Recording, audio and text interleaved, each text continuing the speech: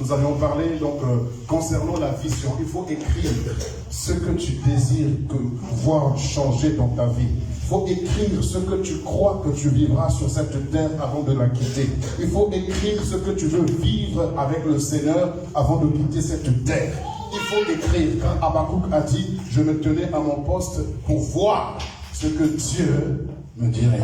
Or, on ne dit pas normalement pour voir, mais pour entendre ce que Dieu me dit. Donc cela signifie que par les yeux aussi, nous pouvons entendre la voix de Dieu. Par la vue, nous pouvons entendre ce que Dieu nous dit. Dieu nous parle au travers des choses. La Bible dit que la création même visible nous enseigne des choses de la parole de notre Dieu. Alors, nous avons vu également l'importance de proclamer, de déclarer ce en quoi nous croyons. Ce que nous croyons que Dieu va faire dans nos vies, il faut croire en cela. Et nous avons vu également l'importance de la foi, de croire en cela, de croire pleinement qu'il y aura un changement et que ça va se produire. Le mercredi, donc du moins le vendredi, nous avions vu ensemble, au travers du Facebook Live, l'enseignement qui a été donné concernant la question qui nous a été posée, est-ce que tu crois que ta situation va changer? Parce que si toi-même tu ne crois pas au changement de ta situation, personne ne le croira à ta place. Parce que ta situation, personne ne la connaît. Personne ne sait ce que tu vis, ce que tu ressens. Alors c'est à toi de savoir, est-ce que tu crois que ta situation va changer?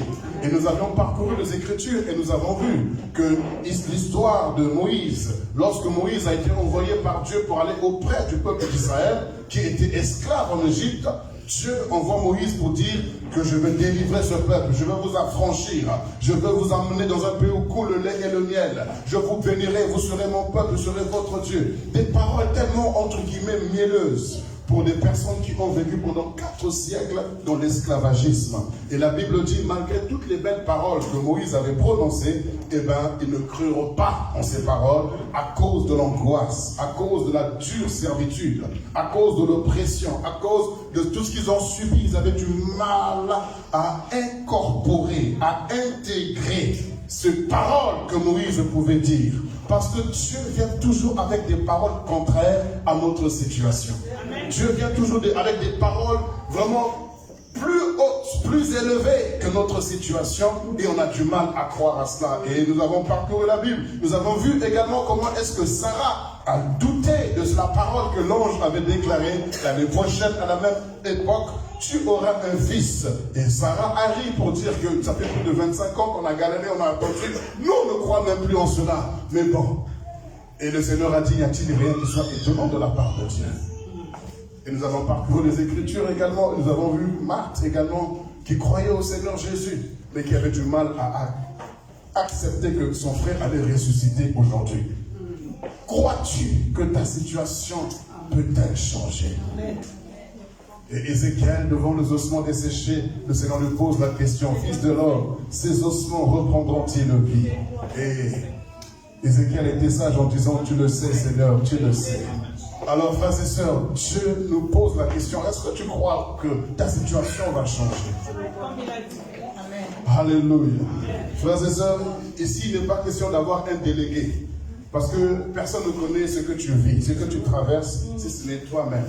Et frères et sœurs, il est temps que tu crois que ça va changer. Amen. Vous savez, le problème avec nous, les enfants de Dieu, nous sommes, comme je le disais vendredi, on s'est résigné à la situation. C'est-à-dire qu'on a accepté pour dire que bon, ça ne changera pas, on vit avec ça. Ça fait partie intégrante de notre vie. Or, Dieu nous a dit, je connais les projets que j'ai formés sur vous, des projets de paix et non de malheur, afin de vous donner un avenir et de l'espérance. Pourquoi est-ce que tu vis le désespoir, tu vis l'angoisse, tu vis le stress, tu vis la panique? Ça, ce n'est pas le plan de Dieu pour ta vie. Ce n'est pas ce que Dieu a prévu pour toi. Et ce n'est pas normal que tu cautionnes cela et que tu vives avec. Non. Alléluia. Non. Et nous allons continuer ce matin avec des facteurs qui produisent ou qui amènent au changement. Alléluia. Alors, je ne serai pas trop long, je vais essayer de ne pas être trop long. Amen. Donc, je donnerai quelques clés ce matin pour que nous puissions vaquer ensuite à la prière. Alors, nous allons lire Luc chapitre 15 que vous connaissez. Vous connaissez l'histoire du fils prodigue, n'est-ce pas?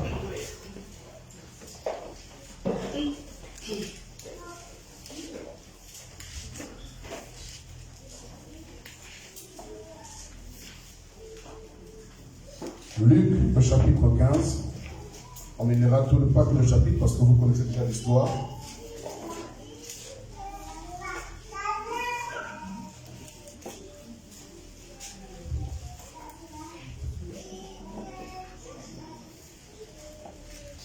À partir du verset 11.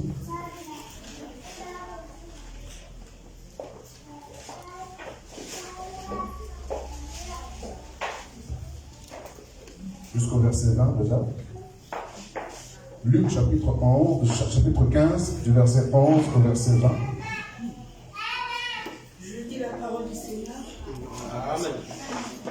Luc 15, verset 11. Alléluia. Amen. Luc 15, verset 11 au verset 20. Il dit encore, un homme avait 2 fils. Le plus jeune dit à son père, mon père, donne-moi la part de bien qui doit me revenir. Et le père leur partagea son bien. Peu de jours après, le plus jeune fils, ayant tout ramassé, partit pour un pays éloigné, où il dissipa son bien en vivant dans la débauche. Lorsqu'il eut tout dépensé, une grande famine survint dans ce pays. Et il commença à se trouver dans le besoin. Il alla se mettre au service d'un des habitants du pays, qu'il envoya dans ses champs garder les pourceaux. Il aurait bien voulu se rassasier des carouges que mangeaient les pourceaux, mais personne ne lui en donnait. Étant rentré en lui-même, il se dit, combien de mercenaires chez mon père ont du pain en abondance, et moi ici, je meurs de faim. Je me lèverai, j'irai vers mon père, et je lui dirai, mon père, j'ai péché contre le ciel et contre toi. Je ne suis plus digne d'être appelé ton fils. Traite-moi comme l'un de tes mercenaires. Et il se leva et alla vers son père. Comme il était encore loin, son père le vit et fut ému de compassion. Il courut se jeter à son cou et le baisa. Amen. Amen. Amen. Amen. Gloire au Seigneur. Alors, je lis rapidement et notez rapidement Marc chapitre 5. Marc chapitre 5 du verset 25 au verset 29. Marc 5, 25 à 29. La Bible dit ceci, Marc chapitre 5 du verset 25 au verset 29.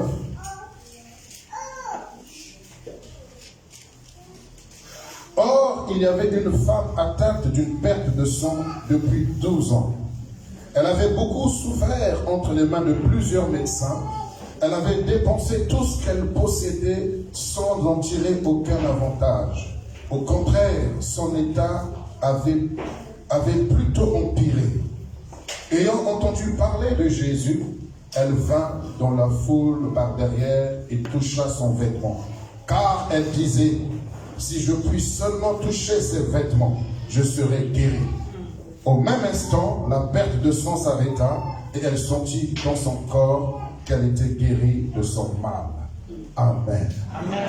Que le Seigneur bénisse sa parole et nous enseigne ce matin. Alors, la clé suivante que je voudrais vous donner, en dehors d'écrire sa vision, ensuite proclamer la vision que nous croyons, et croire donc avoir la foi dans cette vision.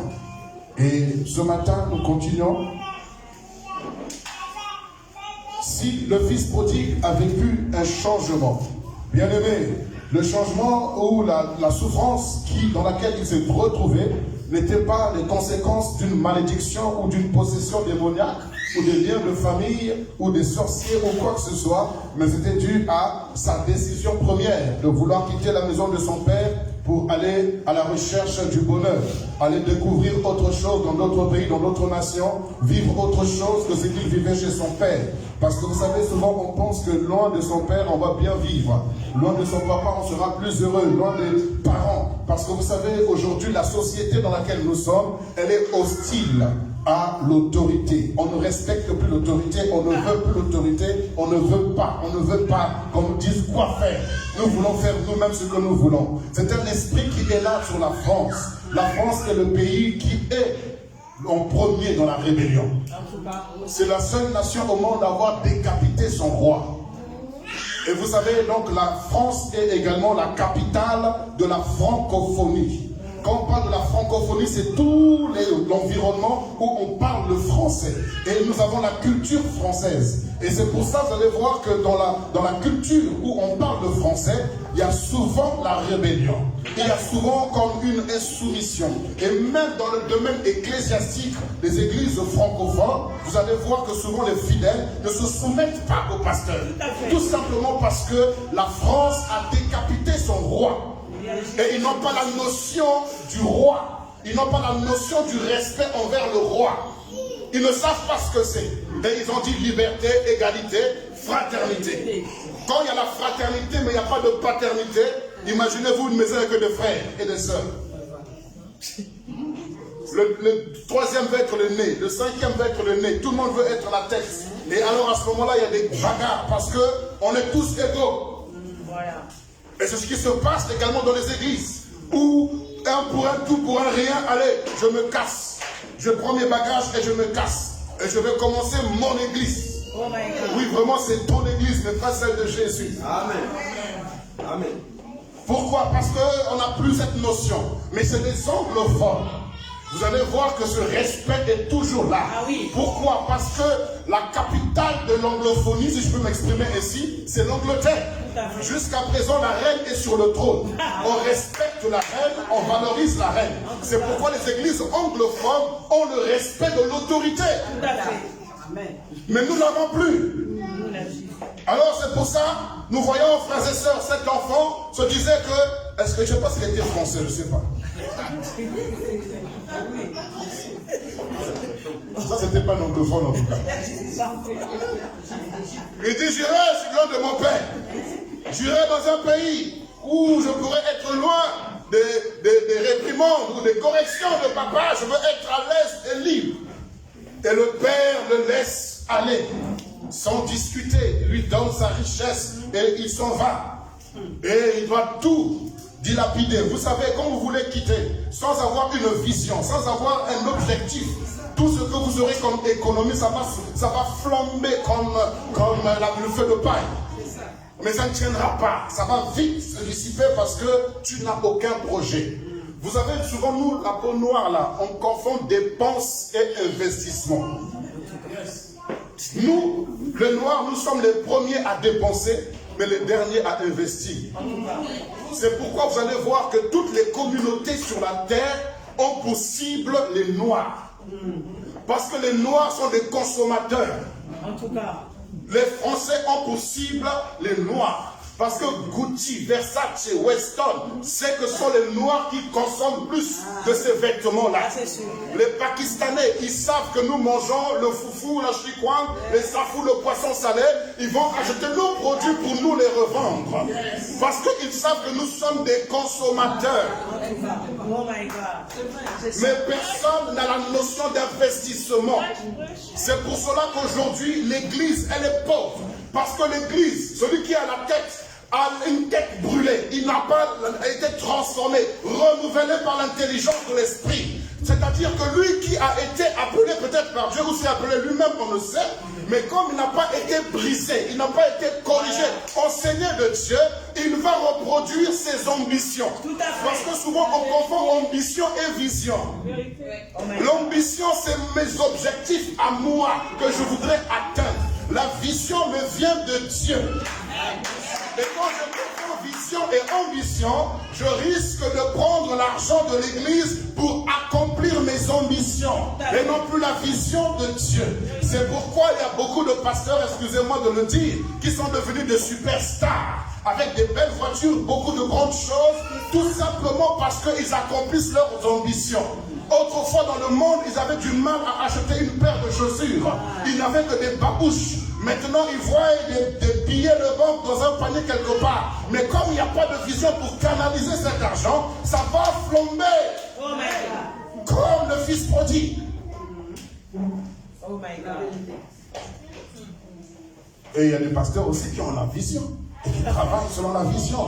Ils se privent de tout parce que l'objectif c'est d'atteindre la vision. Je ne le mets pas en premier. D'abord le Christ. C'est Christ d'abord, avant toute chose. Et il faut savoir soutenir ce genre de pasteur. Voilà. Je ne comprends pas pourquoi les chrétiens aiment supporter ceux qui sont faux. Je ne comprends pas. Tout ça parce qu'en fait, il y a le faux même en vous, on dirait. Mais quand je dis en vous, c'est pas, je ne parle pas de vous. Hein. Je parle de vous là-bas. Les vous là-bas, loin, loin, loin. Non, loin, loin. Très loin. Très loin. Amen. Parce que je ne comprends pas. Quand quelqu'un est vrai, enseigne la vérité et vit cette vérité. Quand vous regardez à gauche et à droite, il n'y a pas des Hur et des Aaron. Voilà. Il n'y a personne. Mais quand il y a des faya, à gauche, à droite, il n'y a plus de place. Devant, n'en parlons plus. Mes frères et sœurs, nous gardons la vérité. Amen. Quel que soit le prix à payer, nous gardons la vérité. Ça compte cette vérité que Christ y allait à la croix. Et si c'est mon maître, c'est mon sauveur, je suis prêt à aller là-bas aussi. Amen. Parce que je ne veux pas me corrompre, je ne veux pas me compromettre. Je veux garder la vérité, m'efforcer de demeurer dans la vérité. Ne quitte pas la maison avant le temps. Merci. Ne pars pas avant le temps. Parce que tu risques de rencontrer des lions que tu n'avais jamais rencontrés auparavant. Dans la maison du Père, tu as vu des chats. Tu as vu peut-être un chien, mais tu n'as jamais rencontré un lion en dehors. Et quand tu rencontres le lion, tu ne sauras que faire. Tu penseras que c'est un... Comme tu as la notion du chat, tu diras, oh, les mignons, mignons, mignons. Tu voudrais t'approcher, tu te rendras compte que la saucisse que tu donnais à manger, tu as la même taille que la saucisse. Oui. Et tu seras alors un bon repas pour le lion, parce que toi, dans la notion, comme tu n'as appris qu'à voir les chats dans la maison, quand tu vas dehors, tu rencontres le lion, tu crois que tous ont la notion ou la mentalité du chat. Amen. En tout cas. Amen. Wow. Mais si tu étais resté longtemps dans la maison du Père, il t'aurait enseigné qu'est-ce que le lion. Amen. Quelles sont les vertus, les valeurs du lion. Mais comme tu n'as pas eu le temps d'apprendre le lion, tu as seulement appris le chat. Tu iras avec la notion du chat et tu diras, je connais, moi, je connais. Voici. Et le fils prodigue est allé. Et qu'on a tout dépensé. Et s'est retrouvé à dire, bon, je vais faire n'importe quel job. Vous voyez, frères et sœurs, quand on s'éloigne de la présence de Dieu, on commence à jobber, comme on dit. Je commence à faire des petits jobs. Dieu ne t'appelle pas à faire des petits jobs. Ah, c'est des petits jobs, ça c'est pour les étudiants qui veulent avoir quelque chose pour les études tout à fait normal. Mais toi, adulte, tu ne peux pas encore faire des petits jobs. C'est pas possible. Quand tu as une vision, tu ne peux pas faire des petits jobs. Si tu fais des petits jobs, c'est parce que tu ne sais pas qui tu es toi-même. Tu ne sais pas où tu vas. Voilà pourquoi tu te livres à des petits boulots comme le fils prodigue. Il était loin de son père. Il s'est dit, si je peux seulement manger la nourriture de cochon. Le cochon, si on refusait de lui donner à manger. Pourquoi le cochon refusait? Parce qu'il était en train de dire, si je pouvais seulement avoir. Ça signifie que le cochon dit, wow, hey, tu touches pas. Nourris-nous, mais ne touche pas notre nourriture. Donc, il y a des bergers, il y a aussi des porchers. En tout cas. Les bergers s'occupent des brebis, mais les porchers s'occupent des porcs. Le berger, c'est celui qui nourrit les brebis. Et le porcher, c'est celui qui nourrit le porc. Donc, il faut savoir si tu es pasteur, ou tu es berger, ou si tu es porcher. La qualité de la nourriture que tu donnes détermine si tu es un porcher ou si tu es un berger. Et si tu es un porcher, tout est bon dans le porc. Tu seras consommé en saucisse, en chipolata, en chine, en côte, je ne sais pas moi, tout ce que même la cervelle, la langue, tout. Tu seras une proie facile pour le diable. Mais si tu es élevé par un berger, le berger lui-même se porte garant contre les lions, contre les ours, contre les loups ravisseurs.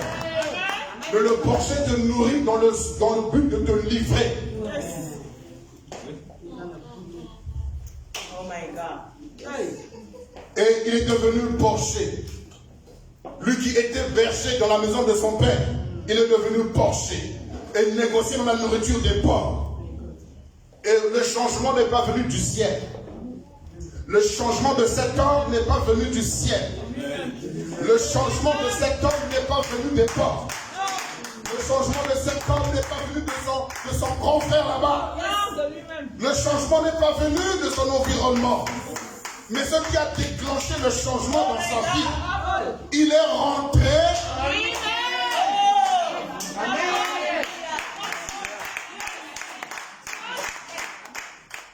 Le Seigneur a dit, ne promenez pas vos regards inquiets. Amen. Pourquoi? Parce que ce n'est pas dehors que viendra le changement.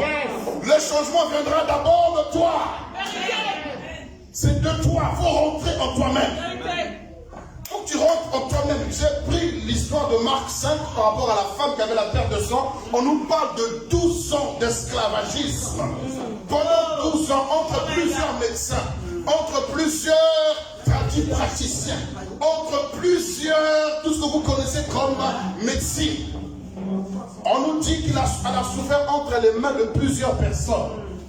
Pendant 12 ans. Cela signifie que cette femme avait de l'argent. Mais son argent allait simplement chez les escrocs. Des personnes qui ne pouvaient pas faire quelque chose pour elle. Mais lorsqu'elle a entendu parler de Jésus, la Bible dit, elle se disait. Donc quand elle ne disait pas à la foule, mais elle se disait à elle-même. Si je puis seulement toucher. Mes frères et sœurs, pour toi, c'est simple, la phrase elle est simple, là, si je puis seulement toucher. Mais n'oublions pas que Jésus est venu au temps de la loi. Or, au temps de la loi, une femme qui était indisposée, tout ce qu'elle touchait était considéré comme impur. Donc le verbe toucher lui était interdit. Mais elle, parce qu'elle a souffert pendant 12 ans, ayant entendu parler de Jésus, elle a dit que non, ça ce n'est pas la loi, là c'est la grâce. Là c'est la grâce. Si je puis seulement toucher, elle se dit à elle-même, mon frère, ma soeur, quand Josué devait aller pour faire rentrer le peuple d'Israël dans la terre promise, le Seigneur lui a dit, fortifie. Frères et sœurs, dans ce monde, si tu ne te fortifies pas, rien ni personne ne pourra te fortifier. Vous avez donné cette place au coach. Coach sportif, coach spirituel, coach mental, coach. Mon coach c'est Jésus. Tu es coaché de tous les côtés, tu finiras par être scotché. Quand tu es scotché, tu ne bouges plus. Parce que tu dépends de tes coachs. Oh, Christ a affranchi ces bouts-là. Rentre en toi-même. Elle se dit à elle-même, si je puis seulement toucher. Donc elle se fortifie pour dire que je veux aujourd'hui braver la loi. Je veux affronter la loi de Moïse. Je veux aller contre la loi de Moïse. Parce que celui qui est en face de moi, c'est la grâce. Et je veux voir le changement de ma vie. Elle y va rentrer en lui-même. Au lieu d'accuser tes grands-parents, au lieu d'accuser tes tantes qui sont au village là-bas, au lieu d'accuser les sorciers, les démons, quoi que ce soit, c'est de leur donner trop de privilèges, trop d'honneur. Tu es l'acteur principal de ta vie. Tu dois rentrer en toi-même. Quand tu ne rentres pas en toi-même, tu seras un vagabond. Tu vas te promener des regards inquiets, cherchant du secours à gauche, à droite. Or non, la Bible dit que Christ en nous. Christ Christ. Alors, si Christ est en toi, pourquoi tu vas dehors? Il y a des gens qui prennent des avions pour aller rencontrer des prophètes loin. Est-ce que tu sais que Dieu est dans ta chambre à coucher? Yes. Dieu a repris son serviteur, tu dis Joshua. On m'a posé la question, pourquoi à ton avis Dieu a repris son serviteur? J'ai dit Dieu a pris son serviteur parce qu'on a fait de lui un Dieu. Les gens quittaient de loin pour aller là-bas, négligeant les pasteurs sur lesquels Dieu les a établis. Et ils s'en vont rencontrer un homme. On bénit le Seigneur pour la grâce qu'ils pouvaient avoir. Mais ce Dieu qui opère au travers de cet homme est le même Dieu qui opère au travers de ton pasteur, au travers de ta propre vie également. Je crois aussi aux ordonnances de Dieu qui te dit lève-toi, va voir cet homme. Dieu peut te le dire, parce que c'est une direction, parce que c'est une orientation personnelle. Dieu peut le faire, je le crois. Mais quand tu te lèves pour aller à gauche et à droite, tu ne sais pas que Dieu aussi est en toi. Alors rentre en toi, tu vas rencontrer celui qui est en toi.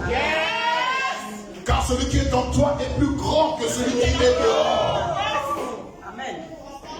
La clé du changement, ce n'est pas promener des regards inquiets. Rentre en toi-même. Alléluia. Répète après moi, je rentre en moi-même. Il faut que tu t'examines toi-même. Remets-toi en question. Remue les choses en toi. Qu'est-ce que tu as comme compétence? Qu'est-ce que tu as comme capacité? Qu'est-ce que tu peux développer? Qu'est-ce que tu peux mettre en exergue? Qu'est-ce que tu peux mettre vraiment à disposition des autres? Qu'est-ce que j'ai en moi? Arrête de te plaindre, de te lamenter. Le monde t'a fait croire que tout ce que tu sais faire, c'est de passer la serpillère. Tout ce que tu sais faire, c'est de soulever les papilles et les mamies et leur suer leur postérieur. Qui t'a appris que tu ne sais faire que ça? Oh yes. Rentre en toi-même. Oh yes. Rentre en toi-même. Frères et sœurs, on n'a plus de témoignages. Les chrétiens n'ont plus de témoignages aujourd'hui parce qu'ils ne provoquent pas de témoignages. Nous, on attend que tout vienne du ciel. Cet enfant, s'il était là-bas loin, son père n'allait rien faire.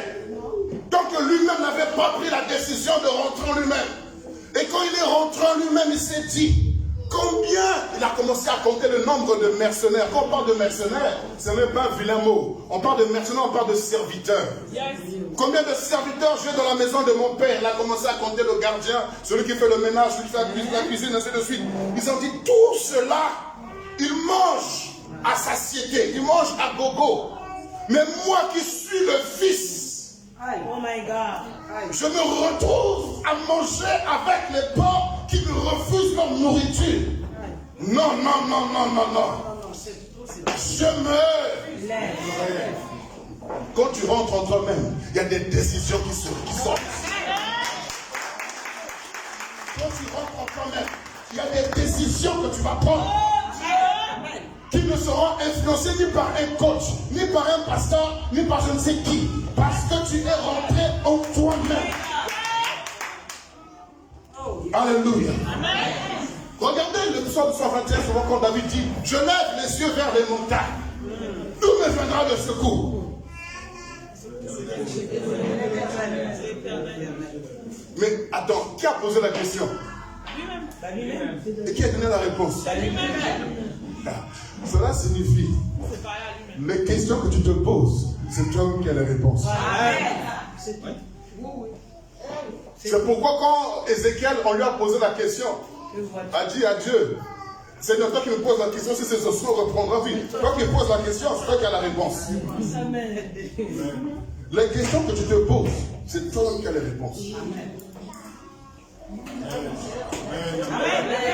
Non, moi je vais aller en Afrique parce que vous avez trop de fromage et des camemberts ici. Vous n'avez plus faim. Moi je vais aller en Afrique là-bas et quand j'écoute ça, je dis hé! Mais vous non, vous avez trop, votre ventre est trop rempli de poulet fumé. Il n'y a plus de place pour faire hé! Alléluia! Frères et sœurs, je veux des témoignages dans ce mois de juin. Je veux un changement dans ce mois de juin. Je veux une situation qui doit changer dans ta vie. Rentre en toi-même. Examine-toi. Quelles sont les choses qu'il faut changer? Quelles sont les choses à mettre de côté? Qu'est-ce que je peux mettre en avant? Rentre en toi-même. Elle se disait à elle-même, si je puis seulement toucher le point de sa robe, je serai guéri. Elle-même, elle détermine le remède. Et la Bible dit, l'ayant fait à l'instant, Dieu, à l'instant, à l'instant. Ça, c'est exceptionnel. Frères et sœurs, on n'a plus de témoignage de à l'instant. Parce qu'il n'y a personne qui s'examine. Personne ne rentre en lui-même. D'autres sont toujours en train d'essayer, essayer. Tu vas te fatiguer à force d'essayer. Rentre en toi-même. Examine-toi. Qu'est-ce que tu peux faire? Pose des actes de foi qui vont te défier toi-même. Des actes de foi qui vont t'amener à faire des choses que tu n'avais jamais fait auparavant. Tant que tu continueras à faire les mêmes choses, tu auras le même résultat. Change un peu de méthode, change un peu de stratégie. Pose des choses qui vont te coûter cher. Est-ce que vous savez que cette femme-là, ça lui coûtait cher? de cet acte qu'elle a dit de foi, je toucherai le pan de sa robe. Parce que cette femme était connue dans sa vie comme étant une femme qui avait la perte de sang à perpétuité pendant 12 ans. Fondée, 12 ans, c'est juste du fondement. Elle était fondée dans la douleur. Et or, le sang, c'est la vie. Chaque jour, elle perdait de sa vie. Elle perdait de sa valeur. Donc, cette femme, elle ne pouvait pas se marier et encore moins avoir des enfants. Oh my God. Et le vêtement blanc lui était interdit. Elle seule pouvait avoir une usine de Vania, des serviettes hygiéniques, parce que c'était pendant 12 ans. Mais elle prend un engagement, elle pose un acte de foi qui à l'époque peut la plus valoir la mort. Elle a violé la loi de Moïse. Si je puis seulement toucher le pan de sa robe, je serai guéri. C'est pourquoi Jésus a dit une force m'a quitté. Qui m'a touché? Pourquoi? Parce que quelque chose s'est produit. Qui m'a touché? Et Simon Pierre qui est dans la chair dit, mais quand même toi aussi Seigneur, nous sommes remplis de foule. Si tu montes le touche, je me dis, mais non, Pierre, arrête, pas la pêche, c'est ce que je te dis. J'ai eu un toucher ici. Et cette femme n'a pas fui. Mais elle est allée elle-même pour dire, mon Seigneur, c'est moi. Amen. Oh my God. Elle dit, ma fille. Ma fille. Alors qu'on appelle la femme qui avait la perte de sang pendant 12 ans. Vous voyez, frères et sœurs, souvent les hommes te donnent une identité par rapport à ton handicap. Par rapport à la faiblesse que tu as, on te donne un nom. Impudique, escroc, voleur. Tout ce que vous connaissez. Mais Jésus dit de cette personne, ma fille. Ma fille. Pourquoi? Parce qu'elle a cru. Or, tous ceux qui croient que Jésus est le Fils de Dieu sont sauvés et deviennent enfants de Dieu. Et dit, ma fille, va en paix. Ta foi t'a sauvé. Elle avait peur parce que je disais, comment tu peux me toucher? Ne sais-tu pas que toi tu es une femme et que je suis un homme? Nous sommes au temps de la loi de Moïse. Cela te vaudra la peine de mort. Elle s'attendait à entendre des réprimandes comme cela. Mais elle ne savait pas qui était en face d'elle. Ma fille, va en paix. Va en paix. Pourquoi? Parce qu'il y avait le trouble en elle. Il y avait l'angoisse en elle. Il y avait la peur en elle. Mais elle dit, reçois la paix, sois en paix, va en paix. La clé du changement, pour que ça change dans ta vie, il faut que tu rentres en toi-même. Arrête de voir toujours les autres. Non, les autres sont là, ils ont fait leur travail, mais tu as fait le tien. Les autres sont là, oui, même si tu as été maudit, je ne sais pas où, on t'a dit je ne sais quoi. Oui, ils ont fait leur travail. Maintenant, fais ton travail à toi. C'est pourquoi Élie, sur la montagne, a dit commencez d'abord. Dieu ne rentre jamais le premier. Commencez d'abord. Parce que Job a dit, je sais que mon Rédempteur est vivant. Il se lèvera le dernier. Parce qu'une autorité ne rentre jamais au premier. Tout le monde doit d'abord rentrer avant que l'autorité ne rentre. C'est pourquoi Élie a dit commencer. Il leur a donné du temps, de 8h du matin jusqu'à 18h. Et il se moquait d'eux de temps en temps. Il est tout seul, le monsieur, tout seul, face à plus de 8800 prophètes. Mais quand le temps de Dieu est arrivé, il dit bon, ça mon tour. Apprêtez mon taureau. Alléluia. Amen. Frères et sœurs, je veux que ta situation t'amène à vivre un changement. Yes. Alléluia. Amen. Je continue. Une seconde clé, parce que je ne veux pas trop prêcher, sinon je risque de ne pas tout dire ce matin. Et je ne veux pas tout dire non plus. 2 Chroniques, chapitre 34.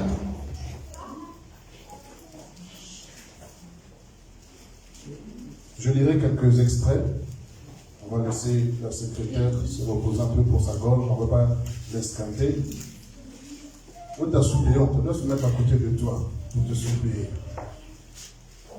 2 Chroniques, chapitre 34.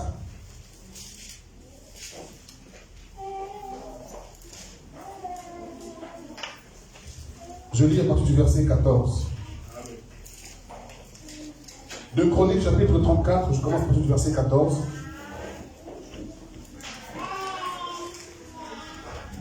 J'attends que tout le monde soit à la page. 2 Chroniques 34, du verset 14, je lis. Quand on sortit l'argent qui avait été apporté dans la maison de l'Éternel, le sacrificateur Ilkija trouva le livre de la loi de l'Éternel donné par l'intermédiaire de Moïse. Alors Ilkija prit la parole et dit à Shaphan, le secrétaire, j'ai trouvé le livre de la loi dans la maison de l'Éternel. Et Ilkija donna le livre à Shaphan. Shaphan apporta le livre au roi et lui rendit aussi compte en disant, tes serviteurs ont fait tout ce que tu leur as commandé, tout ce que tu leur as été commandé, tout ce qui leur a été commandé. Ils ont versé l'argent qui se trouvait dans la maison de l'Éternel en le remettant entre les mains des responsables et de ceux qui en font l'ouvrage. Shaphan, le secrétaire, fit encore ce rapport au roi. Le sacrificateur Ilkija m'a donné un livre. Puis Shaphan le lut devant le roi. Lorsque le roi entendit les paroles de la loi, il déchira ses vêtements. Le roi donna cet ordre à Ilkija, à Ika, fils de Shaphan, à Abdon, fils de Miché, à Shaphan le secrétaire et à Azaya, serviteur du roi. Allez consulter l'Éternel pour moi et pour ceux qui restent en Israël et en Juda, au sujet des paroles de ce livre qu'on a trouvé, car grande est la fureur de l'Éternel qui s'est répandue sur nous, parce que nos pères n'ont pas observé la parole de l'Éternel pour agir selon tout ce qui est écrit dans ce livre. Alléluia. Amen. Et donc, ils vont consulter, et la Bible nous dit ceci, au verset 23, donc la servante de Dieu, la prophétesse, dit ceci. Elle leur dit, ainsi parle l'Éternel, le Dieu d'Israël. Dites à l'homme qui vous a envoyé vers moi, ainsi parle l'Éternel, je vais faire venir un malheur sur ce lieu et sur ses habitants, selon toutes les malédictions écrites dans le livre qu'on a lu devant le roi de Juda. Puisqu'ils m'ont abandonné et qu'ils ont brûlé les parfums d'autres dieux afin de mériter par toutes les œuvres de leurs mains, ma fureur s'est répandue sur ce lieu. Elle ne s'éteint pas. Mais vous direz au roi de Juda, le Juda qui vous a envoyé pour consulter l'Éternel, le Dieu d'Israël au sujet des paroles que tu as entendues, parce que ton cœur a été touché, parce que tu t'es humilié devant Dieu en entendant ces paroles contre ce lieu et contre ses habitants, parce que tu t'es humilié devant moi, parce que tu as déchiré tes vêtements et que tu as pleuré devant moi. Moi aussi, j'ai entendu l'oracle de l'Éternel. Je te recueillerai auprès de tes pères. Tu seras recueilli en paix dans l'un de tes tombeaux, et tes yeux ne verront pas tout le malheur que je ferai venir sur ce lieu et sur ses habitants. Ils apportèrent ces paroles au roi. Alléluia. Regardez 2 Chroniques 35, le verset 18. 2 Chroniques 35, le verset 18, pour aller rapidement. Aucune Pâque pareille à celle-là n'avait été célébrée en Israël depuis les jours du prophète Samuel.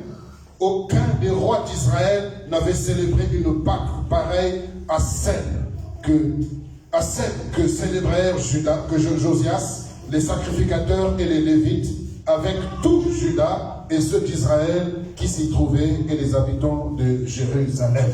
Alléluia. Amen. Pourquoi je lis toute cette histoire? S'il a pu célébrer une telle fête, si Dieu l'a préservé, si Dieu l'a gardé, le verset clé dans ce passage que je viens de lire, regardez avec moi, 2 Chroniques 34, le verset 19.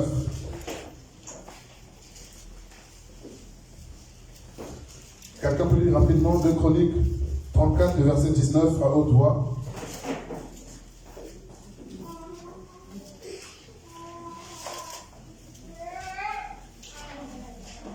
Je lis la parole de Dieu. Lorsque le roi entendit les paroles de la loi, il déchira ses vêtements. Alléluia. Amen. Lorsque le roi entendit les paroles de la loi, il déchira ses vêtements. Voilà, on va lire beaucoup ce matin. Regardez encore avec moi Daniel. Chapitre 9.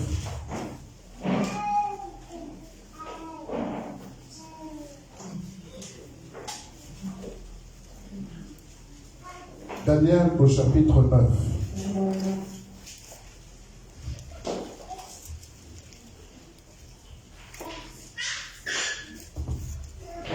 À partir du verset 1er jusqu'au verset 4. La première année de Darius, fils d'Acérus, de la race des Mèdes, lequel était devenu roi du royaume des Chaldéens, la première année de son règne, moi, Daniel, je vis par les livres qu'il devait s'écouler 70 ans pour les ruines de Jérusalem, d'après le nombre des années dont l'Éternel avait parlé à Jérémie, le prophète. Je tournai ma face vers l'Éternel, Dieu, afin de recourir à la prière et aux supplications, en jeûnant et en prenant le sac et la cendre. Je priai à l'Éternel, mon Dieu, et je lui fis cette profession. Amen.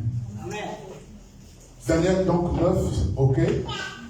Comme 2 Chroniques chapitre 34, le verset 19 qu'on vient de lire, vous allez voir la clé qui a apporté un changement dans la vie de Daniel, comme dans la vie du roi Josias, c'était les Écritures, les livres. Cela veut dire, frères et sœurs, que si tu veux voir ta vie changer, la clé se trouve dans la Bible. Aujourd'hui, les chrétiens que nous sommes, nous ne lisons plus la Bible. C'est pour ça qu'il y a des choses qui nous sont cachées. Il y a des choses qu'on ne comprend pas. Il y a des choses que nous vivons, que nous ne saisissons pas, parce qu'on ne lit plus la Bible. Le roi Josias est allé sur le trône à l'âge de 8 ans. Et il a régné en Israël, à Jérusalem, pendant 31 ans. Donc il n'a vécu que 39 ans. Et il est mort. Mais pendant son parcours, dans sa croissance, on lira tout à l'heure, mais vous allez voir qu'à la 18e année, il est assis tranquillement sur son trône et il a nettoyé la maison de l'Éternel. Il a fait un travail extraordinaire. Les poteaux qui avaient été là, les idoles qui avaient été placées, il a tout détruit, il a tout balayé. Et pendant qu'on faisait le nettoyage de la maison de l'Éternel, le secrétaire et le sacrificateur ont trouvé le livre de la loi de Moïse. Ils ont trouvé aussi l'argent. Ils ont remis l'argent au comptable, au trésorier. Et ils ont amené les livres qu'ils ont lus devant le roi. Et quand ils ont lu ce livre devant le roi a déchiré ses vêtements. Sur place, il s'est mis à pleurer. Sur place, il s'est mis à crier à l'Éternel. Parce que le livre disait qu'il y allait avoir des malheurs. Il y allait avoir des situations qui allaient se produire. Et quand Josias a lu ce livre, son cœur n'était pas tranquille. Alléluia. Et Daniel chapitre 9, on nous dit également, moi Daniel, au temps du roi Darius, lorsqu'il a lu les livres, il s'est rendu compte que le nombre d'années fixées par l'Éternel était déjà passé. Donc par le prophète Jérémie, Dieu avait dit qu'Israël devait être captif 70 ans. Et il s'est rendu compte que les 70 ans étaient passés. Daniel a déchiré ses vêtements. Il a commencé à jeûner et à prier. Pourquoi? Au travers des Écritures. Quand tu vas lire la Bible, tu auras des révélations. Tu auras des inspirations. Tu auras des orientations.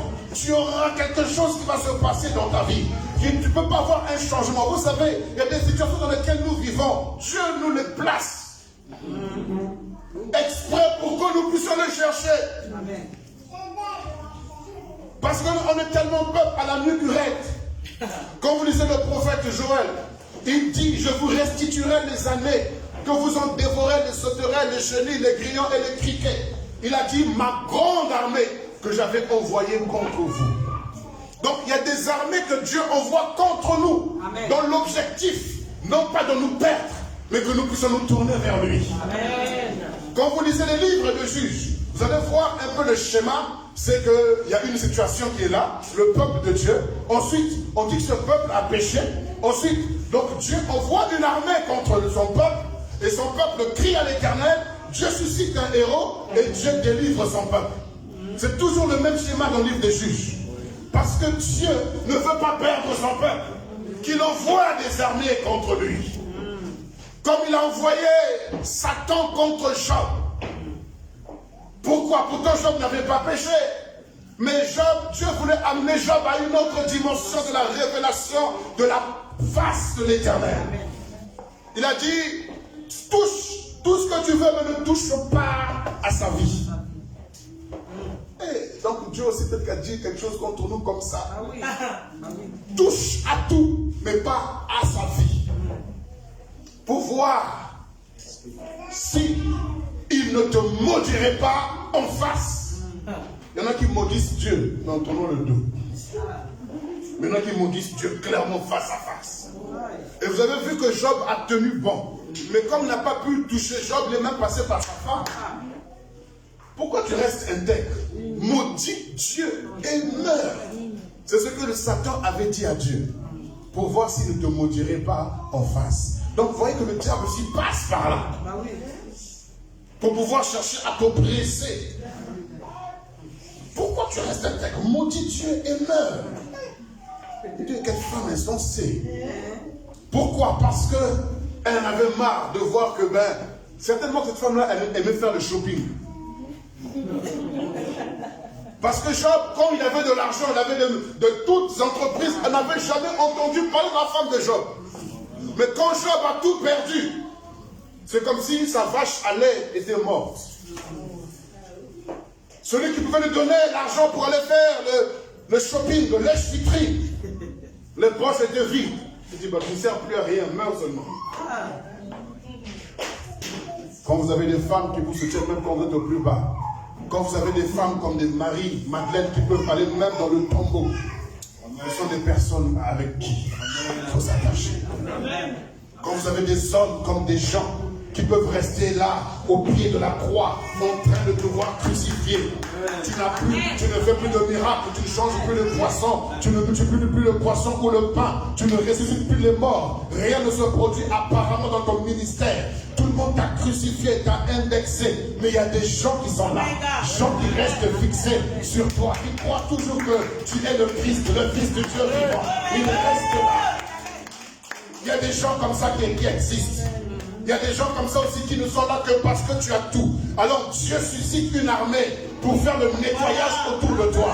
Parce que toi-même tu es aveuglé. Abraham, tu es un père. Abraham, tu es un papa. Non seulement pour cette génération, mais pour toutes les générations de la terre. Je dois faire un nettoyage autour de toi. Je vais t'envoyer une armée pour qu'il y ait une séparation entre toi et ton papa. Une séparation entre toi et ton neveu Lot. Une séparation entre tes bergers et ses bergers. Vous devez vous séparer parce que c'est toi que j'ai choisi et non pas ton environnement. Dieu a saisi ton environnement par rapport là où il t'emmène. Jésus lui-même a dit, l'arbre qui porte du fruit, il l'émonde, il le taille, afin qu'il porte encore plus de fruits. Sois sans crainte, ce que tu vis, Dieu est en train de t'émonder, Dieu est en train de te tailler, Dieu est en train de te briser. Et tu remarqueras que ce que tu vis, je t'avais dit une parole contraire à ce que tu vis. Pourquoi? Parce que Dieu parle toujours avant que les événements n'arrivent.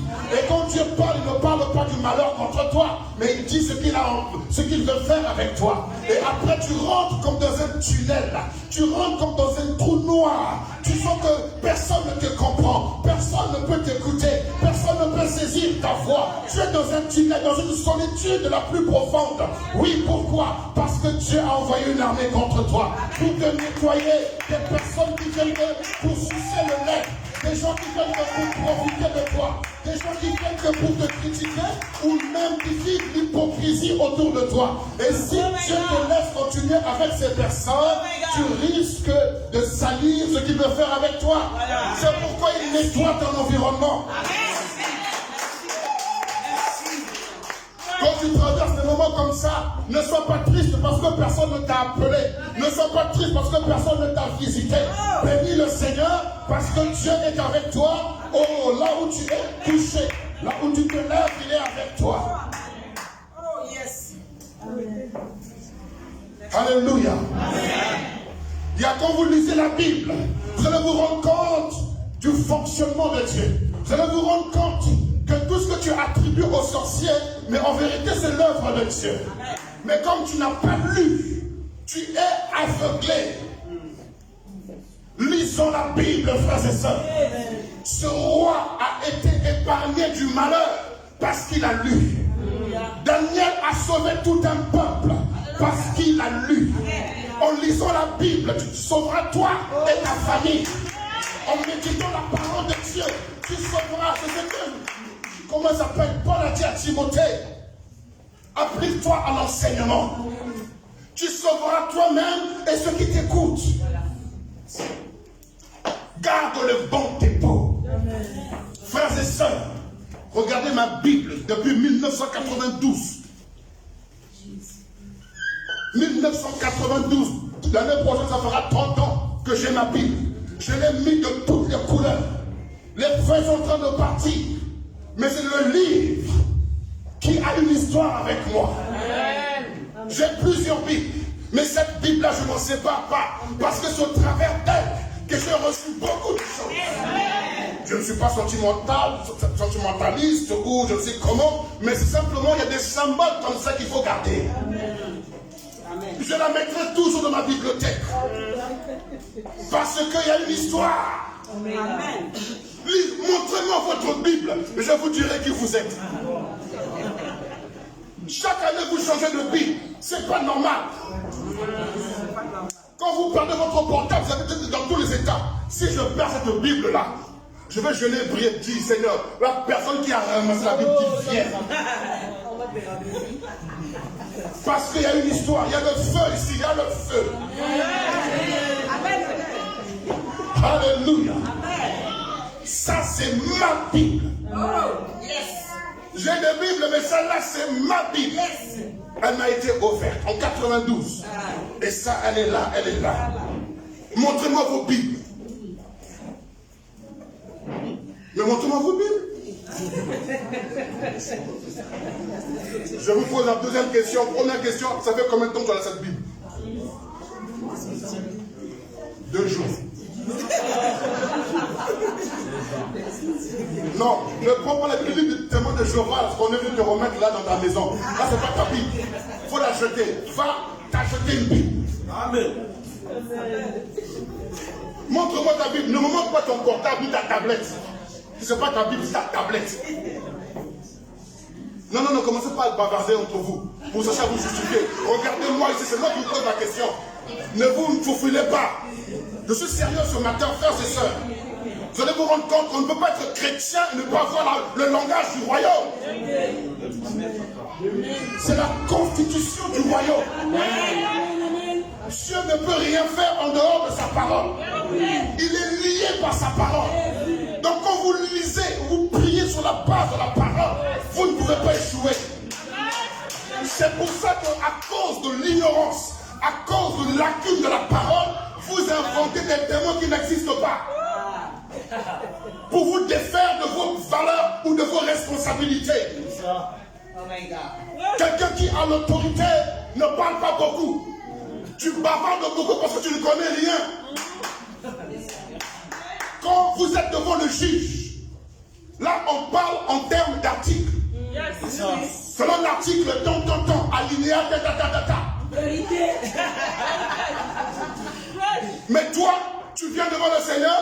Seigneur, toi tu connais mon âme pour toi. C'est écrit où? Depuis quand tu vas devant le juge et tu chantes de l'humanité? Depuis quand l'avocat va te défendre sur la base des chansons de Daniel Balavoine? Il faut parler selon qu'il est écrit. Amen. Amen. Amen. Tu attrapes Dieu par sa parole. Yes. Toi, tu attrapes Dieu par quoi? Il faut lire. Amen. Amen. Donnez-moi un amen vivant. Comment on peut s'appeler la parole persévérante? Non, ne lis pas la parole. Il ne faut pas vous donner des titres comme ça qui ne vous appartient pas. La parole persévérante, la parole, moi, j'aime, j'adore la parole. Amen. Je peux lire un verset, vous en faire un séminaire. Amen. Parce que la parole de Dieu, elle est mobile. Amen. Frères et sœurs, creusons la parole. Il y a tellement de richesses dans la parole. Ah. Josias, les Écritures. Daniel, les Écritures ont sauvé des peuples. Amen. Quand tu es en train de lire, Dieu fait de toi plus que Zalando. Dieu fait plus qu'un livreur. Parce que Zalando peut livrer jusqu'à Marseille pour toi. Mais toi, quand tu reçois la parole de Dieu, il peut t'envoyer en Australie pour délivrer ce colis que tu as reçu. Mais Dieu se pose encore la question aujourd'hui, qui enverrai-je? Parce que les cœurs sont vides, remplis des soucis, des angoisses, que des chansons, des chansons, des chansons, des chansons. Alléluia. Amen. Vous connaissez le chanteur Denis McLaughlin? On était une fois en conférence téléphonique avec lui et il nous expliquait, on lui a posé la question de comment tu fais pour gagner les âmes avec tes chansons. Il dit, je ne gagne pas les âmes avec mes chansons. Avec mes chansons, il dit, je gagne des trophées. Mais je gagne les âmes avec la parole de Dieu. Parce qu'il n'a pas dit, ceux qui croiront aux chansons seront sauvés. Mais ceux qui croiront à la parole. Donc la chanson va t'interpeller pour t'amener vers la parole. La chanson va devenir comme un buisson ardent au travers duquel il y aura la parole. Lisons la Bible. Nous sommes souvent devant la présence de Dieu, mais on chante seulement. Il y a des situations pour lesquelles on ne va pas chanter. Là, il faut parler. Il faut donner des articles. Matthieu déclare, tu as dit toi-même, Seigneur, il est écrit, Ramos Sabo Shakataba. Je m'appuie parce que je suis encouragé sur les articles de la loi. Amen. Mais toi, tu ne connais pas.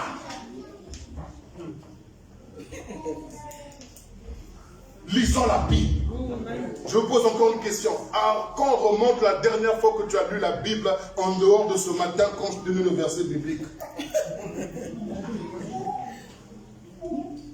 Hier soir. Amen. Si votre Bible est toujours propre, malgré que vous ayez toujours propre, non. Non, vous êtes suspect. Je dis, si votre Bible est toujours propre, vous êtes suspect. Regardez même ma Bible toute neuve là, regardez, elle est déjà partie. Elle est déjà comme ça. Comme ça. Pourquoi? Je la tabasse. Je la malmène. Je la secoue, je la remue. Alléluia. Tout comme tu es accro de la bière en été, moi je suis accro de la parole de Dieu. Amen. Amen. Lisons la Bible. À cause de la lecture. Est-ce que vous vous rendez compte? Et les gens ont dit, si vous voulez cacher un secret à un noir, écrivez-le. Et ça vous dit rien, ça. Ça vous dit rien. Si vous offrez des livres à un noir, donc ce que je vais manger.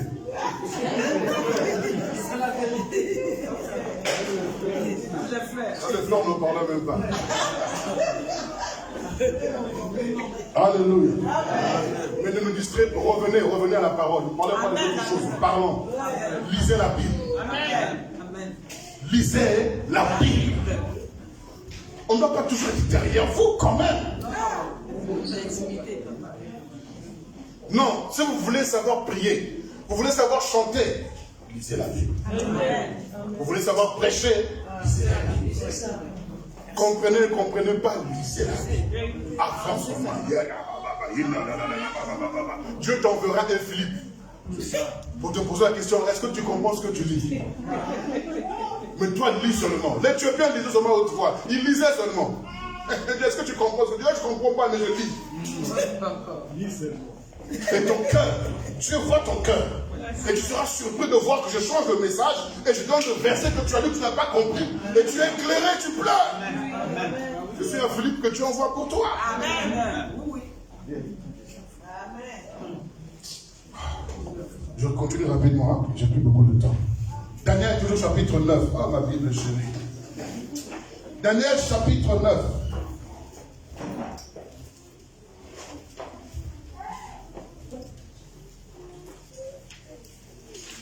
Le verset 2.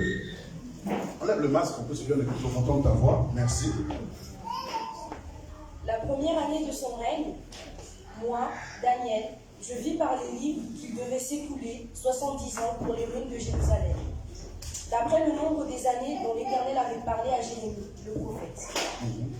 Je tournai ma face vers le Seigneur Dieu, afin de recourir à la prière et aux supplications, en jeûnant et en prenant le sac et la cendre. Amen. Alléluia. Vous voyez ce que ça produit quand vous lisez la Bible. Quand on lit la Bible, c'est Dieu qui nous parle. Quand Dieu te parle, ton cœur bouillonne. Rappelez-vous quand les disciples de Emmaüs avaient reçu Jésus dans leur maison, ne sachant pas que c'était Jésus. Mais quand il a commencé à rendre grâce, à prier, la Bible dit, lorsqu'il priait, nos cœurs ne bouillonnent-ils pas dedans de nous? Quand Dieu parle, ton cœur bouillonne. Et automatiquement, tu n'auras pas le choix que de lui répondre. Et c'est là où il y a le dialogue qu'on appelle la prière. Daniel, après avoir lu, il va vaquer à la prière. Et la prière ne suffit pas, il va aller dans les supplications. Ça ne suffit pas, il va en renforcer par des jeûnes. Daniel n'avait pas dit, je veux rentrer 21 jours de jeûne et prière. Non, il a commencé à prier parce qu'il a reçu quelque chose en lui. Frères et sœurs, ne faites pas des jeûnes parce que vous êtes fatigués ou quoi. Faites des jeûnes poussés par l'esprit. Amen. Tu n'es pas Esther pour faire le jeûne d'Esther. Tu n'es pas Daniel pour faire le jeûne de Daniel. Même si mon frère Daniel est là.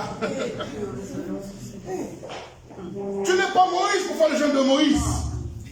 Fais ton jeûne à toi, Bernard. Parce que tu risques de mourir dans le jeûne d'Esther. Tu risques de mourir dans le jeûne de Daniel. Encore Moïse. Frères et sœurs, je vous en supplie. Si vous lisez la Bible, je vous assure, vous allez commencer à prier sans vous relâcher. Parce qu'il y a quelque chose qui va se passer en vous. C'est de prendre et répondre à Dieu par rapport à ce qu'il vous a dit. Plus vous lisez la Bible, plus vous allez prier. Soit vous dites, comment pasteur tu fais pour rester longtemps dans la prière? Mais c'est ce que j'ai écouté qui me pousse à parler à Dieu. Parce qu'il m'a provoqué. Il m'a cherché, il m'a touché. Il m'a secoué, il m'a interpellé. Je dois aussi répondre. Je dois lui dire quelque chose à Dieu. Je rappelle. Comment tu vas rappeler si tu n'avais pas d'abord reçu? Tu ne peux pas rappeler. Arrêtez de mentir par des cantiques. Avant de rappeler, il faut d'abord être sûr que tu as d'abord reçu quelque chose. Lisons la Bible, ça va nous pousser. La troisième ou la quatrième clé, si vous voulez, mettez la clé que vous voulez, c'est la prière. La supplication, le jeûne. Parce que c'est ça qui va amener le changement. Quand tu mets tes genoux à terre, tu n'es pas influencé par le ciel. Tu n'es pas influencé par le soleil ou le froid. Tu n'es pas influencé par ton environnement. Mais la parole que tu as reçue t'a amené à mettre tes genoux à terre. Et tu vas prier comme a prié Jacob. Dans Genèse 32, verset 25. Jacob, la Bible nous dit, il a rencontré l'Éternel dans la nuit. Et l'Éternel est venu, il l'a provoqué dans la bagarre. Et dans la bagarre, Dieu va frapper Jacob. Et il veut laisser Jacob comme ça et partir. Jacob dit, non, toi et moi, je ne te lâcherai pas. Tant que tu ne m'es béni. Frères et sœurs, attrapons le pont de sa robe. Attrapons le Seigneur. Il faut que ma situation change. Tu ne m'as pas appelé la pauvreté. Tu ne m'as pas appelé à l'échec. Tu ne m'as pas appelé à la mort. Tu ne m'as pas appelé à la maladie. Seigneur, change ma situation. Je ne me lèverai pas. Je ne te lâcherai pas tant que ma situation ne change pas. Quand vous cherchez la face de Dieu, vous avez le regard tourné vers lui. Comme Daniel, la Bible dit, je tournais ma face vers l'Éternel. Pourquoi? Parce que la Bible nous révèle également l'histoire de notre frère Étienne. Lorsqu'il était lapidé, il a tourné le regard vers le Seigneur. Quand on tourne vers lui ses regards, nos visages changent. Ils rayonnent, ils resplendissent. Tourne vers lui le regard. Même si les cailloux viennent sur toi, ça te fait mal. Les choses extérieures viennent te heurter, ça te fait mal. Tu reçois des coups de fil, tu reçois des choses, des menaces, l'oppression. Garde le regard sur lui, dans la supplication, dans l'intercession, dans la prière, parce que tu as reçu une parole.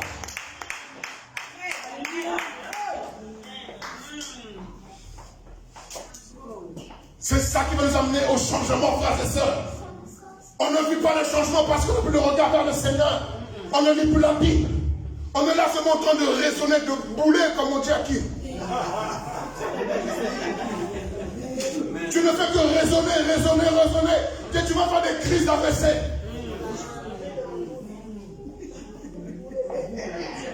Je refuse au nom de Jésus. Il faut que ça change, frères et sœurs. Lisons la Bible, prions. Ça va nous éviter plusieurs maladies. Extérieurement, tu ressens le coup de caillou, ça fait mal. Ça te fait mal, mais ne baisse pas les regards. Philippiens 4 me dit, verset 6. Oui, Seigneur, en toutes choses, faites connaître à Dieu vos besoins par des prières, avec des supplications et des actions de grâce. Et votre Dieu, le Dieu des cieux, et la paix de Dieu qui surpasse toute intelligence, gardera vos cœurs et vos pensées en toutes choses, en toutes situations, en toutes circonstances. Oui, je lève la prière en toutes circonstances, dans la supplication. Ça doit changer. Si je dois pleurer, je veux pleurer dans sa présence. Il faut que ça change. Amenez-moi des changements de situation. Ramenez-moi des témoignages. Quel que soit le nom de ton cas, nous avons reçu un nom qui est au-dessus de tout nom. L'Église, par la prière, est capable de ramener le ciel sur la terre. Le ciel, il y a le bonheur, il y a la paix, il y a la gloire, il y a la puissance et le miracle. Ramenons ça sur la terre, là où il y a l'angoisse, là où il y a la maladie, là où il y a l'oppression. Changeons les situations par la prière.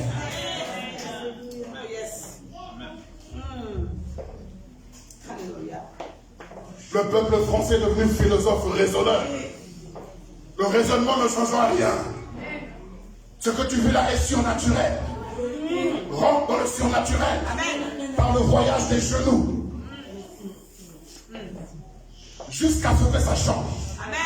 Jusqu'à ce qu'il y ait un changement. Je ne me tairai pas. Le matin je me lève. À midi, le soir, la nuit, ça doit changer. Père, où tu es mon papa, où tu ne l'es pas. Je suis ton enfant, je ne suis pas ton enfant. J'ai une alliance, je n'ai pas d'alliance. J'ai des promesses, je n'ai pas de promesses. Seigneur, ça fait combien de temps? Ça doit changer. Tu es mon Dieu. Révèle-toi en tant que mon Dieu. Si je suis ton fils, où sont les honneurs, les valeurs qui me sont dues? Ça doit changer. Ça doit changer. Où tu m'as appelé alors à la mort. Jérémie a dit de lui, serais-tu pour moi une source de déception? Frères et sœurs, nous avons besoin d'élever la voix vers le Seigneur. Il y a des choses que tu vis que personne ne pourra comprendre. Il y a des choses que tu subis que personne ne pourra saisir. Tu n'as pas besoin qu'on te plaigne. Tu n'as pas besoin qu'on te lamente sur ton cas. Mais tu as seulement besoin qu'ils entendent le témoignage. Parce que la foi a deux volets. La foi a le volet de l'espérance. Ça, c'est ma partie à moi. Et le deuxième volet de la foi, c'est la démonstration. La démonstration, c'est pour ceux qui sont autour de moi.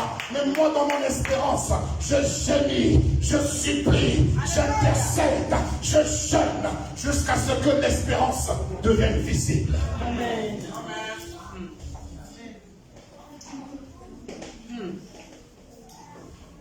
Est-ce que vous voulez le changement? Amen. Rentrez en vous-même. Amen. Vous voulez le changement? Amen. Lisez la Bible, entrez dans la parole de Dieu. Vous voulez le changement? La prière, amen. La supplication, le jeûne. Ça va. Tu as décidé. Nous sommes un peuple persévérant, déterminé à vivre. Ne le dites pas de bout des lèvres, dites-le avec votre cœur. Ne vous relâchez pas. Ne subissez pas. Le diable va vous envoyer des flèches, va vous envoyer des cailloux. Mais garde le regard sur le Seigneur. Intercède, jeûne, prie, jusqu'à ce qu'il y ait un changement. Pleure dans sa présence, parle à Dieu comme un enfant parle à son papa. Arrêtez de vous dire, oh, excuse-moi, je te manque de respect. C'est pas manquer de respect à Dieu. Tu parles en tant que fils, tu parles à papa. Tu sais qui tu es, tu ne sais pas qui tu es. Oh, pardonnez-moi, votre Seigneur. Qui? Mon papa, pour le vous voyez? Le vous voyez? Non, non, non, non, Seigneur, il y a un problème. Viens, papa, viens. Viens, papa, viens. Tu as dit, Seigneur, nous qui sommes méchants, on sait donner des bonnes choses aux enfants. Mais c'est toi qui es plus grand que nos cœurs. Seigneur, où est ce qui m'est dû? Tu m'as promis, tu m'as dit. Bon, je ne sais pas pourquoi tu vas me donner ça aujourd'hui. Dis-moi pourquoi ça tarde. Qu'est-ce qui ne va pas? Il y a quelque chose qui ne va pas. Révèle-toi à moi. J'ai besoin de recevoir quelque chose de toi. Révèle-toi, parle-moi. Alléluia. On va se lever dans la présence du Seigneur.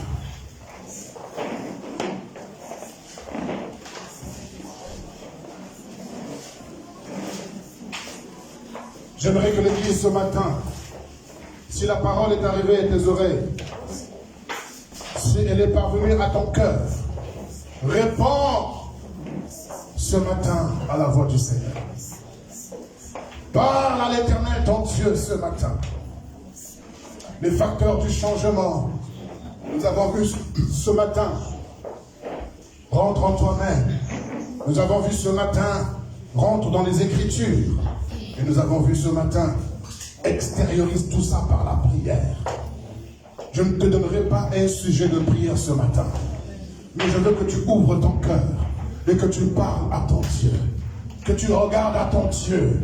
Même si tout va bien pour toi, chante des cantiques à l'Éternel. Mais si ça ne va pas, la Bible dit, quelqu'un est dans la souffrance, qu'il prie. Quelqu'un est dans la joie, qu'il chante des cantiques. Et on saura qui est dans la souffrance, celui qui est dans la joie. Mais ce matin, ouvre ton cœur et parle-lui. Ne murmure pas, élève la voix. Je veux t'entendre prier ce matin. Élève la voix et parle à ton Dieu ce matin. Alléluia, alléluia. Seigneur notre Père, notre Dieu, pendant que nous élevons la voix vers toi, Seigneur, répands sur nous l'esprit de supplication. Répands sur nous un esprit de supplication. Répands sur nous un esprit de supplication. Au nom puissant de Jésus-Christ de Nazareth, répands sur ton Église ce matin l'esprit de supplication. Que ton peuple te cherche, que ton peuple intercède, que ton peuple crie vers toi, que ton peuple ouvre son cœur. Seigneur, trop c'est trop, assez c'est assez. Il faut qu'il y ait le changement. Ça doit changer. Tu es notre Père, le Dieu de toute délivrance, le Dieu de ma délivrance, le Dieu de ma guérison, le Dieu du changement, le Dieu qui libère les vies. Ce matin, nous sommes dans ta présence et nous crions à toi parce que nos regards se tournent vers toi et nous avons entendu dire de toi que tu sauves. Nous avons entendu dire de toi que tu libères et nous avons lu dans ta parole que tu es le chemin, la vérité et la vie. Nous avons lu dans la parole que tu es la résurrection et la vie. Nous avons lu dans la parole, Seigneur, que c'est toi qui es l'alpha et l'oméga, le commencement et la fin. Nous avons lu dans la parole qu'en dehors de toi il n'y a pas d'autre Dieu. Tu es le Dieu grand, fort et redoutable. Tu es le Dieu qui change les événements, le Dieu qui change les circonstances, le Dieu qui change les situations. Les choses doivent changer. Ça doit changer. Ça doit changer. Je suis l'acteur principal de ma vie et c'est à moi de changer les situations. À moi de changer les données. Il ne le voit ça pour ma il ne le voit ça pour il ne voit ça ce matin, c'est dans nos crions à toi. Nous crions à toi, Éternel. Nous sommes ton peuple, tu es notre Dieu. Nous avons une alliance avec toi. Tu es fidèle dans ton alliance, ô Éternel. Tu es fidèle dans ton alliance. Réponds sur nous ce matin. L'esprit de supplication. L'esprit de supplication. Afin que ton peuple prie. Que ton peuple intercède. Que ton peuple cherche ta face. Que ton peuple s'humilie devant toi. Car tu as dit si mon peuple sur qui mon nom est invoqué. S'humilie, prie et recherche ma face. Se détourne de ces mauvaises voies. Tu as dit que tu guérirais le pays. Seigneur, guéris nos pays. Guéris nos pays. Nous sommes des nations. Nous sommes des pays, Seigneur, à part entière. Guéris les cœurs, guéris les vies, guéris les situations. Au nom de Jésus, que l'esprit de la prière nous accompagne. Que l'esprit de la supplication nous accompagne ce matin. Dans le nom puissant de Jésus. Dans le nom puissant de Jésus-Christ. Oh Seigneur notre Dieu, l'Église doit reprendre la lecture de la Bible, la méditation de la parole de Dieu pour avoir des révélations, pour avoir des directions, pour avoir une orientation. Oh Dieu,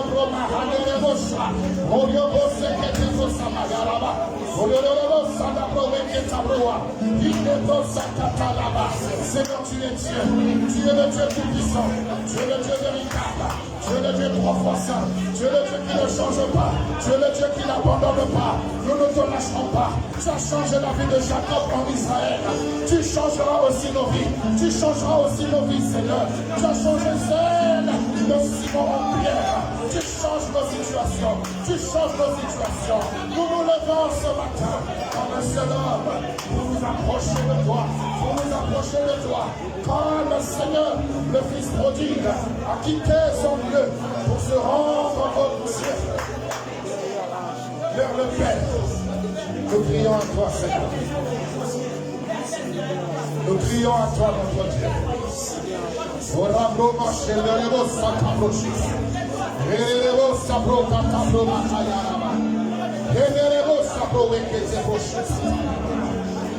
Oh Éternel, Dieu d'Israël, Dieu tout-puissant, Dieu véritable.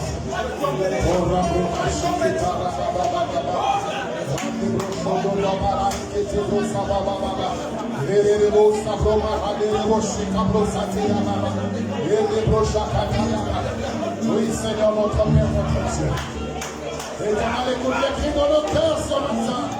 Écoute les cris de nos cœurs ce matin, Seigneur.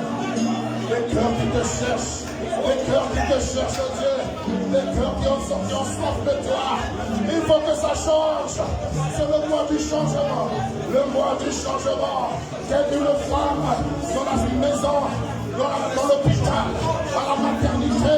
Ainsi nous crions, Seigneur. Nous poussons des cris, Seigneur, pour libérer, oh Dieu, le Samuel qui est en nous. Pour libérer, Seigneur, le Samuel qui est en nous, Seigneur Dieu. Qu'il y ait un changement dans nos vies, Seigneur. Un changement total et radical. Oui, Seigneur.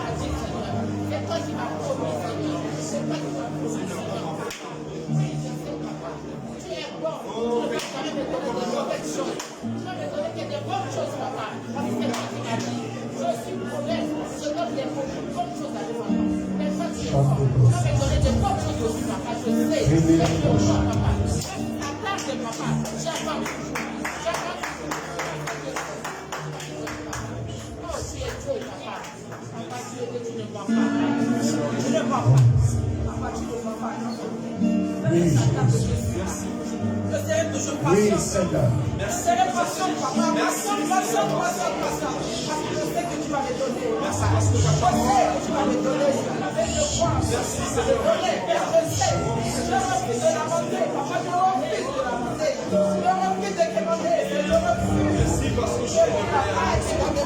Merci parce que tu nous as éclairés. Merci parce que tu as choisi de faire notre roi. Nous sommes au Père pour la vérité. Tu as dit qu'il devrait être la vérité. Merci.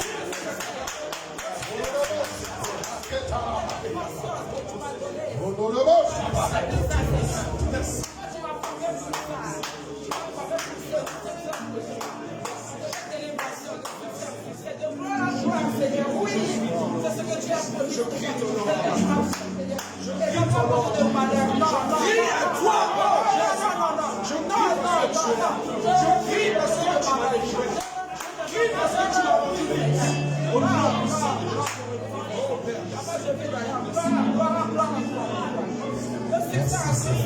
Parce que Dieu le pouvait. Merci, mon Tu frère. ne mens pas, Seigneur.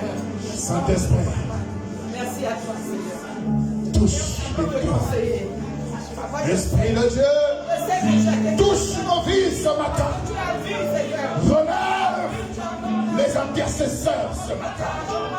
Relève les prophètes ce matin. Relève les guerriers et les guerrières ce matin. Répands sur nous une huile fraîche ce matin. Répands sur nous une huile fraîche ce matin. Remplace ce qu'est à la Maria. Nerebosa provocata. Nerebosa provocata Maria. Rimoso provocata. Botokora bassa. Église du Dieu vivant. Ainsi parle l'Éternel. Comme Israël a fait 40 ans dans le désert, car c'était l'Éternel qui les avait conduits pour voir ce qu'il y avait dans leur cœur, pour savoir s'ils le craignaient, oui ou non. Ainsi le Seigneur a suscité une armée autour de ta personne, autour de nos vies, pour voir si on le craint, oui ou non. Dieu veut qu'on apprenne à compter sur lui. Je veux t'apprendre seulement à compter sur lui, quels que soient les événements, quelle que soit la taille des événements, parce que les années à venir, les jours à venir, les mois à venir est réservé à des hommes et à des femmes qui vivent par la foi. Dieu nous amène sur un terrain d'entraînement. Dieu t'entraîne aujourd'hui. Il exerce tes doigts à la bataille et tes mains au combat. Ne te décourage pas, ne désespère pas. L'Éternel ton Dieu ne t'a pas abandonné. Il est en train de préparer une église pour ces temps de la fin. Parce que le diable est en train de se préparer pour des choses, pour détruire, pour renverser. Mais Dieu est en train de former une armée. Je veux que tu apprennes à compter sur lui. Je veux que tu apprennes à dépendre totalement de lui. À lui faire pleinement confiance. Fais-lui confiance. Le diable veut te donner une mauvaise image de ton Dieu. Mais refuse ça. Le diable veut te donner une mauvaise image de toi-même. Refuse cela. Il est ton Dieu. Et le Dieu vivant, le Dieu véritable. Il est vivant, il est de notre côté.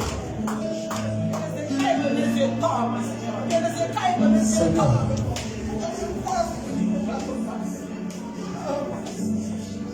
Demeurez dans la paix du Seigneur. Que la consolation de l'Éternel remplisse vos cœurs et vos pensées. Que la paix de Dieu remplisse vos cœurs et vos pensées.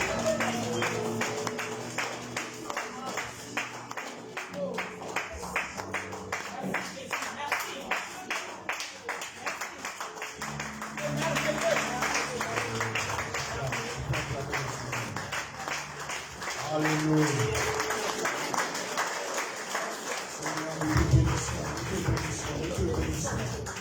Pour ta bonté envers nous, pour ta fidélité envers nous. Oui.